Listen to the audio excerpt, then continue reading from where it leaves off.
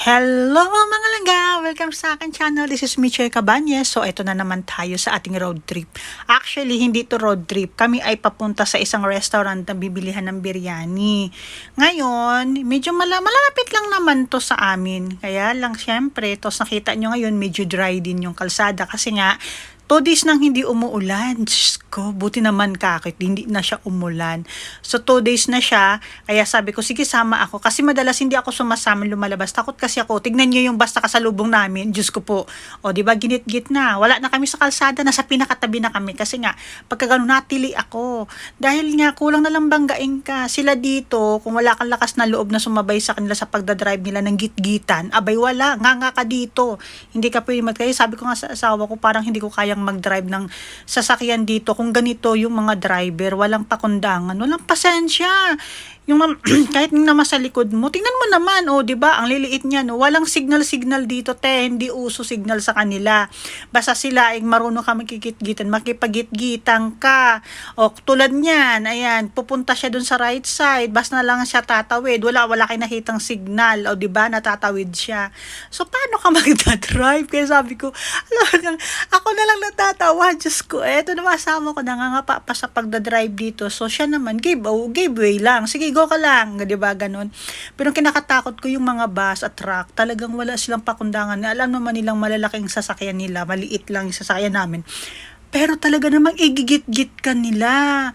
Tas yung mga motor, bigla-bigla lala sumusulpot sa harapan, sa gilid mo. So, isa yun sa mga bagay na kinakatakutan ko. Actually, may ano ako, bala kong kumuha ng license by December. Pero kung nasakita ko kasi kung paano sila mag-drive, hindi ako komportable. Ewan ko ba? Nakakatakot na hindi ko maintindihan. Diyos ko. Basta kakaiba sila. So yun na yun. So, ayan, tingnan yung laki-laki ng mosque nila dito. At malapit lang sa bahay namin, kaya lang medyo matagal yung biyahe kasi nga mabagal magpatakbo yung asawa ko kasi nga ako natili nga, 'di ba? So tignan niyo naman 'yan. Taka yung mga kalsada nila ito yung papasok ka sa mga eskinita o whatever, walang mga signal. Kaya kailangan ikaw din ang sumignal sa sarili mo. Kailangan mabilis ang paa mo, mabilis din ang mata mo, o 'di ba? Diyos ko, o tignan niyo yung basta kasalubong namin, ha.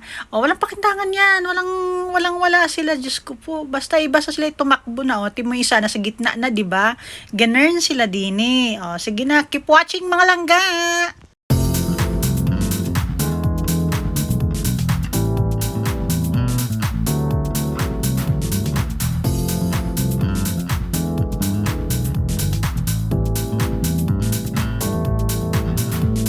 So, ayun na nga, to be continue tayo. Gagala daw kami, pupunta kami sa bahay ng kaklase ng asawa ko.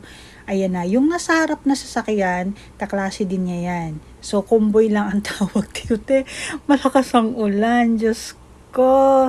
Kaya kahit ang malakas ang ulan, sige, gumura lang. O, diba? Gura-gura lang. Tignan niyo yung bus. Kita niyo na kung gaano kakitid yung daan. Yun ang kinakatakot ko. Tapos yung daan nila dito, paikot-ikot. Tingnan nyo siya. Yun yung kinakatakot ko talaga dito. Ewan ko ba, ako'y nervous. Kaya kaming mag-asaway dahan-dahan na ang pagbibiyahe. Kaya lang yun sa harapan namin, humaharurot ng takbo. Hindi na, doon alam naman ng asawa kung nasaan. Kaya lang, syempre naman, so, ayan, sige, gumura lang, gugora-gora lang. So, yung nasa harapan namin ay galing ding Abu Dhabi yan. Nagbakasyon lang din. So, pupunta kami dun sa isang kaklase niya at bibisita sila. Ganun sila dito. Yung mga nandito sa India, binibisita nila. So, ayan, kaya sige lang. Tignan ninyo, wala sa lugar ang parking mga te. Ayan, natatawa dito. Diyos ko. Sige, laban lang talaga kami. So, ito ay mga bandang 3:00 na ng hapon. So, 'di ba, tamang gala lang kasi pabalik na yung nasa harapan namin, pabalik na siya ng Abu Dhabi. So, yun na nga, hindi ko na pinakita yung bahay nila. So, ayun, pauwi na kami. Ganun pa din, ang lakas ng ulan. Ginabi na kami sa kagagala namin. Kasi naman, kwentuhan mga te. Yung kwentuhan walang katapusan. Para bang 10 taong hindi nagkita. So, ayan, ganyang kalakas ng ulan. Grabe, super lakas ng ulan. Maghapon naman na siguro, mula yata ng 12:00 ng tanghali, anong oras na din? 8:00 na ng gabi. Ganyan kalakas ang ulan. Makita nyo naman yung patak. Ito yung kinakatakot ko. Tsaka yung mga street light nila dito. Hindi ganun kalinaw yung ilaw. So, ayan. May mga tindahan din naman, pero syempre, pero kinaganda lang yung mga bus dito, akala mo may Christmas light. Nakasabit. Iba-iba kulay mga dilim ng daan. Kaya ako hindi nasama pag nalabas sa gabi kasi ganito kadilim yung daan. Nantay, Diyos ko day. Kita nyo naman, o ba diba? Tapos yung mga ilaw nila, Diyos ko, tignan nyo. Pero in fairness naman sa kalsada, may mga, anong tawag doon, hindi ko alam, basta may mga ilaw-ilaw din yung mga nakalagay doon na para alarm lang talaga, diba? Tinan mo yung bus nila, o kakaiba.